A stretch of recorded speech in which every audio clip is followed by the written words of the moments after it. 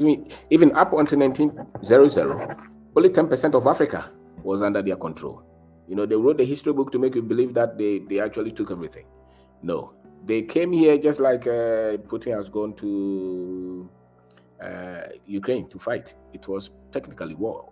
Almost everyone in Europe was in Africa trying to look for wealth, and they came with weapons, powerful weapons. Many African tribes, the big ones, fought them and defeated many of them. Now, they will not tell you this one in school.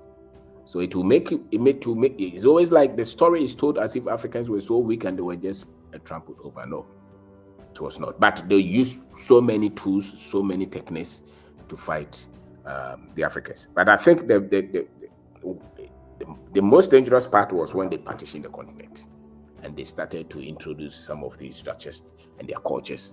That's what really affected us. So it's not so much that they overcame us as they want us to believe. The institutions that they run now are the ones trying to restrict us from becoming what we have to become.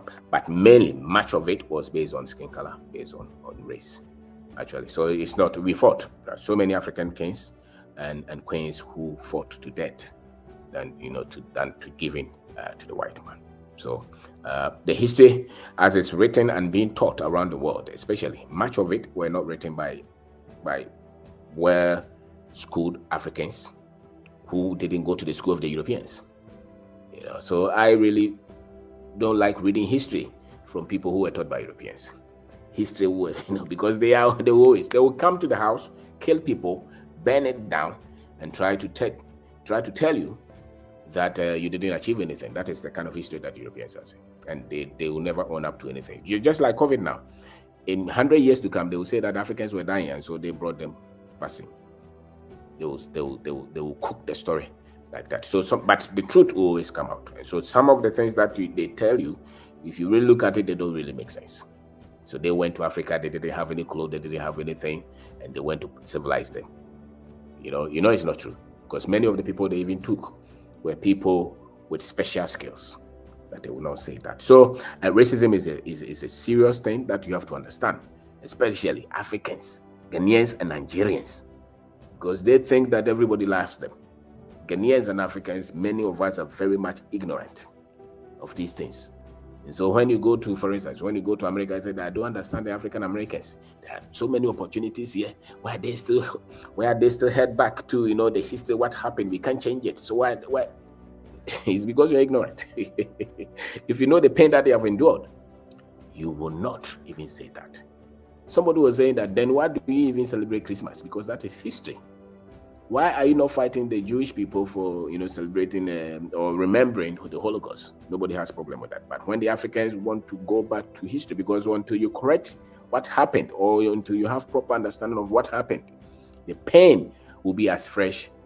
The pain that happened thousands of years ago will still be as fresh as today, because you don't understand it. The wound is not going to be healed just because it's time.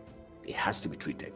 And one of the topics that you have to understand, especially those of you who live in these countries, every day you are dealing with so much, but the data is so little, because you think if the things have not been broken down to you, you always feel burdened.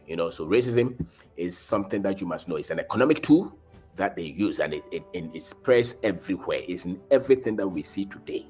The education that's intentionally, when you went to school to study linguistics, or when you went to school to study social science, English, everything in it, 99% of it is European. Anything that has to do with intelligence, even those of us who went to school on the continent, everything that has to do with technology, intelligence, prosperity, the names in it are Europeans. Because the European must be the one who is intelligent. Power must be accorded to them. Prominence must be accorded to them. When it comes to poverty, even now, when you're watching any YouTube video, especially, and the people who are saying, even both Africans and Europeans, when they are giving examples, when it has to do with wealth and power and something that is nice, technology, advancements, they will not give any examples on Africa.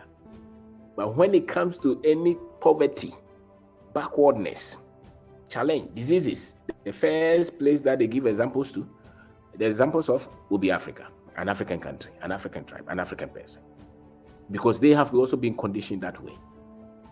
And so you, an African, must recondition your mind so that you can understand the structure.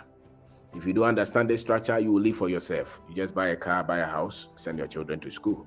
There will not be much greatness that you can achieve, because to go into the higher level of where you're owning plants, manufacturing plants, owning wealth, creating wealth, where you're going for power, political power, you're going for the president of that country, you must have understanding of this, or you will never be able to be.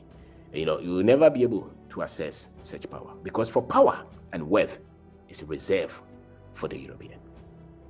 That is how they have made it.